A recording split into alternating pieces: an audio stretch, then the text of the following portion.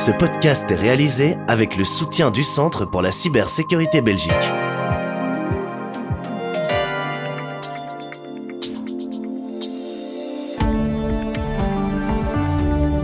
Voici Z sur 7, votre podcast quotidien. Aujourd'hui, c'est mercredi 2 octobre. Et votre podcast aujourd'hui est animé par Jean-Pascal Ledoux. Madame, monsieur, bonjour. Aujourd'hui dans votre podcast, la situation chez Audi Brussels évolue. L'entreprise est toujours à la recherche d'un repreneur et les syndicats sont sur les nerfs. Pascal de Brul, délégué de la FGTB Audi Brussels, témoigne. Il nous parle au départ de 26 investisseurs repreneurs potentiels qui étaient inscrits. Au final, il nous annonce que 13 ont déjà décliné l'invitation. L'an dernier, les soins de santé ont coûté 270 millions de plus que prévu. À ce rythme, l'INAMI évalue le dépassement budgétaire à plus de 150 millions en 2024. Si le budget est insuffisant, le recours à certaines techniques médicales ne sera plus possible. Luc Herry, vice-président de Apsim Fédéral, nous expliquera la situation. Ce dérapage est dû notamment à ce qu'on appelle la norme de croissance en soins de santé, puisqu'on est beaucoup plus de citoyens d'année en année. Pour finir, Peter de Keyser, du think tank Itinera, viendra décortiquer la formation du nouveau gouvernement flamand. Points forts et points faibles, on vous explique dans ce podcast. Z sur 7 à la une. Une réunion s'est tenue chez Audi à Forêt de 10 à 13h. La direction du groupe allemand a informé les syndicats de ses recherches pour trouver un repreneur. Il ne reste qu'un seul candidat et son projet ne convainc pas le constructeur automobile. Les représentants du personnel sont déçus. Pascal de Brul, délégué de la FGTB Audi Brussels. Il nous parle au départ de 26 investisseurs repreneurs potentiels qui étaient inscrits. Au final, il nous annonce que 13 ont déjà décliné l'invitation et qu'au final, il resterait une seule société dont il ne veut pas donner le nom pour confidentialité, qui serait soi-disant intéressée de reprendre 1500 collègues, coopérateurs, mais avec des conditions que Audi juge inacceptables. Audi réclame un délai de 5 jours pour permettre à l'investisseur de reformuler son offre. Sans nouvelle proposition, l'usine de Forêt se dirigera vers la fermeture. Sans autre piste sur la table, c'est la phase 2 de la loi Renault qui débute pour l'entièreté du personnel. Dans une heure, on repart en réunion et en effet, ce sera donc la première réunion de la phase 2, mais on ne clôture pas la phase 1. On laisse la phase 1 toujours ouverte, mais on commence en parallèle à discuter de la phase 2. Durant cette seconde phase de la loi Renault, les syndicats vont privilégier le reclassement d'un maximum de travailleurs. Dans tous les cas de figure, on doit d'abord viser de l'emploi. Si l'emploi, on n'y arrive pas, on doit commencer par essayer de trouver des solutions pour nos plus anciens. Je crois qu'on passe 600 personnes de plus de 50 ans. Ça devrait être la priorité numéro 1 d'essayer de trouver une fin de carrière pour ces personnes-là. Et ensuite, on va redescendre et on terminera par le plan social, c'est-à-dire de l'accompagnement financier. Vous avez entendu Pascal de Brul, délégué de la FGTB Audi Brussels. Les syndicats s'interrogent sur la détermination d'Audi à vraiment trouver un repreneur pour le site de Forêt. La CNE demande quant à elle à la future coalition fédérale de désigner un expert chargé de trouver des investisseurs de manière indépendante. Z sur 7 à la une.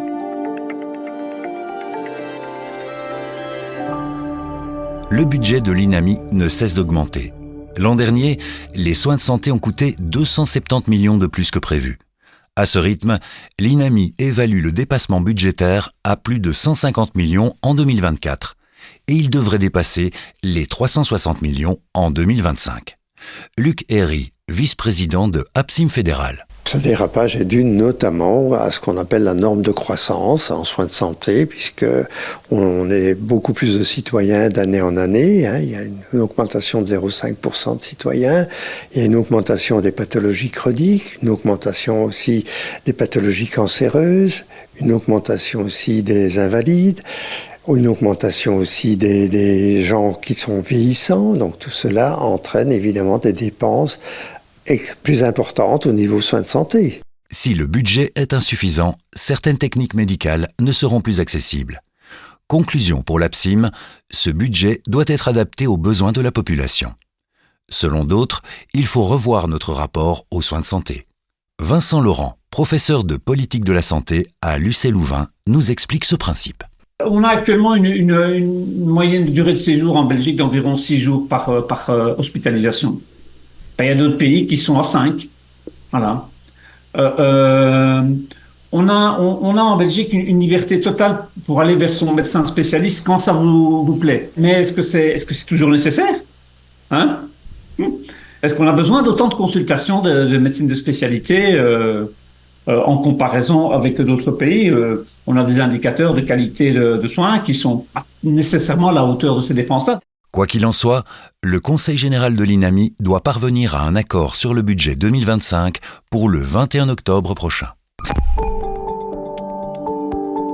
Z sur 7 à la une.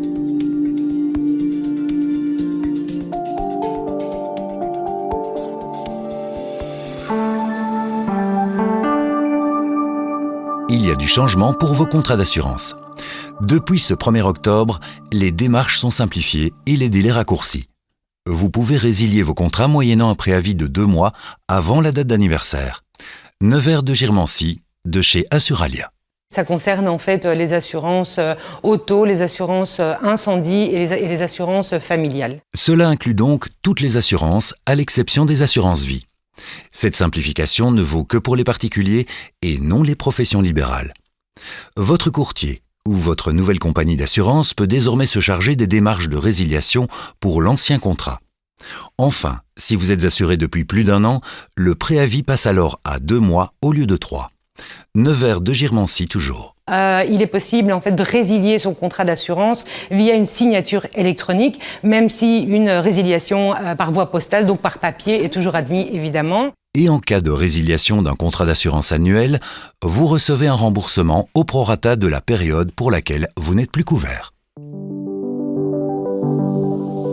Z sur 7, le podcast quotidien de Trends Canal Z. Comme dans chaque épisode, l'expert boursier du jour analyse les tendances du marché. Dans cet épisode, nous allons parler de la Suisse.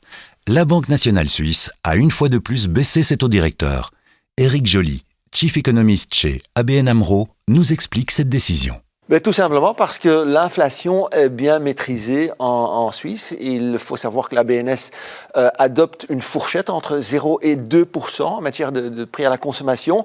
Les dernières statistiques qui ont été publiées dans le courant du mois d'août étaient arrivées à un niveau de 1,10% et les perspectives restent également favorables quant à l'évolution de cette inflation. En 2024, on table sur un niveau de 1,2%. Pour 2025, 0,60%, 0,70% en 2026. Et donc, voilà, c'est effectivement en bonne voie. Il ne faut pas oublier que durant les derniers mois, cette inflation était un tout petit peu orientée vers le haut à cause notamment de la hausse des loyers, à cause également de la hausse du prix du pétrole, les services touristiques. Mais on a vu que pendant ces dernières semaines, il y a quand même eu une légère détente en matière du prix du pétrole. Également, les tarifs pour l'électricité sont repartis à la baisse en Suisse. Les dessous du pouvoir. Peter de Keyser, économiste et entrepreneur, fait le lien entre entrepreneuriat et politique. Dans la dernière rubrique de ce podcast, nous analysons la formation du nouveau gouvernement flamand. Peter de Keyser évoque des points forts, tels que les investissements massifs dans le secteur du bien-être et de l'éducation, mais aussi des faiblesses, comme l'absence d'ambition en matière de politique industrielle et de mobilité. Mais tout d'abord, que s'est-il passé ? Alors, les négociateurs pour un nouvel gouvernement flamand ont trouvé un accord ce week-end. Les composants du gouvernement sont la NVA, Vooruit ainsi que la CD&V. Alors, ce week-end dernier, le nouvel accord de gouvernement flamand a été présenté lors des congrès de parti et les postes ministériels ont été répartis. Il y a une chose importante, c'est que le gouvernement vise à atteindre l'équilibre budgétaire d'ici 2027. C'était un objectif très important pour la NVA. En contrepartie, il y a beaucoup d'argent, plus d'1 milliard, qui sont consacrés au secteur du bien-être, éducation, mobilité et logement. Et ça, c'était des choses qui étaient cruciales pour Vooruit et le CD&V. Matthias Diependahl devient ministre-président et le gouvernement se compose de 5 ministres de la NVA, 2 de Vooruit et 2 du CD&V. Et pour la première fois, il y a plus de femmes que d'hommes dans le gouvernement flamand.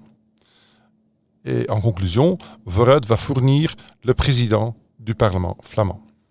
Ensuite, quelles sont les forces de l'accord de gouvernement ? Alors, d'abord, il y a beaucoup de décisions qui n'ont pas été prises, qui ont été reportées à plus tard dans la législature, comme par exemple la réforme des droits de succession, la politique de l'azote. L'accord du gouvernement contient néanmoins quelques ambitions importantes. D'abord, le gouvernement flamand vise un taux d'emploi de 80%. Actuellement, il n'est que 76,8%. Plus d'1 milliard d'euros seront alloués au secteur du bien-être, mais la question reste de savoir comment on va utiliser cet argent d'une façon efficace pour en tirer un rendement maximal. Le budget doit être équilibré d'ici 2027. Les droits de succession vont être réformés et aussi très intéressant, c'est qu'il y aura une interdiction d'utiliser les smartphones dans l'enseignement primaire, quelque chose qui a été proposé lors du gouvernement wallon également. Dernière chose, le ministre-président Diependahl va prendre également en charge les compétences liées à l'économie, l'industrie, affaires étrangères et la numérisation. Et je crois que c'est très important que la NVA a réclamé ces départements-là parce que pour l'économie flamande, disons économie, industrie et numérisation vont être extrêmement importants.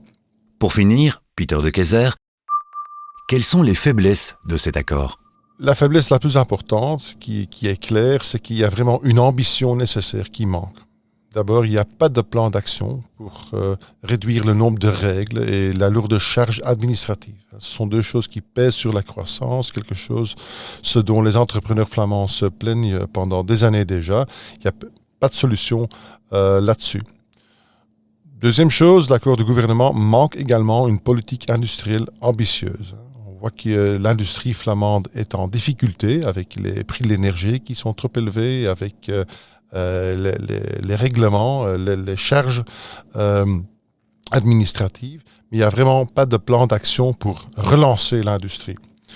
En matière de mobilité, le gouvernement n'a pas opté pour un taxe kilométrique, ce qui aurait rendu la taxe de circulation beaucoup plus objective. Tout le monde, les experts, les entrepreneurs, etc., sont pour un taxe kilométrique, mais le gouvernement apparemment n'a pas osé l'introduire. Aussi, la politique flamande ne sera pas non plus réformée. Il n'y aura pas de réduction de nombre de députés, ni suppression des provinces, ni fusion obligatoire des communes, malgré la nécessité d'une organisation plus efficace. Alors, l'aspect le plus décevant, en fait, de l'accord de gouvernement, c'est qu'il manque un ministre d'efficacité et de la bonne gouvernance. Merci d'avoir suivi ce podcast. Rendez-vous demain pour un nouvel épisode présenté par Béatrice Marlier avec notamment notre rubrique à la une de Trends Tendance. Un journaliste de Trends Tendance mène l'enquête et dévoile les coulisses. En attendant, restez à l'écoute pour une rubrique préventive en matière de cybersécurité avec le Centre pour la cybersécurité belge. Z sur 7, le podcast quotidien de Trends Canal Z.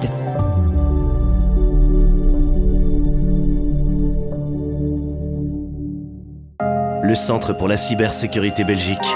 Œuvrons ensemble à un avenir plus sûr dans le domaine de la cybersécurité. Je m'appelle Fedra et je travaille pour le Centre pour la cybersécurité Belgique. Chaque jour, au moins une entreprise de notre pays est victime d'une cyberattaque aux conséquences parfois très graves. Le point commun de tous les incidents cyber graves est l'absence d'authentification à 2 facteurs. Jusqu'à 80% de ces attaques auraient pu être évitées si l'authentification à 2 facteurs avait été implémentée. La bonne nouvelle, c'est que vous pouvez prévenir la plupart des attaques en utilisant toujours et partout une deuxième clé en plus du mot de passe. La reconnaissance faciale, l'empreinte digitale, un code envoyé sur votre téléphone portable, une application d'authentification. Un escroc peut obtenir un mot de passe via un mail de phishing par exemple, mais celui-ci n'a généralement aucune valeur sans la deuxième clé. C'est ce qu'on appelle l'authentification à 2 facteurs. C'est un système très facile et très sûr. Avec notre campagne CPhoneWeb, nous voulons encourager toutes les entreprises à commencer à utiliser l'authentification à 2 facteurs. Un guide pour les entreprises est disponible sur notre site web atwork.cphoneweb.be. Le Centre pour la cybersécurité Belgique. Œuvrons ensemble à un avenir plus sûr dans le domaine de la cybersécurité.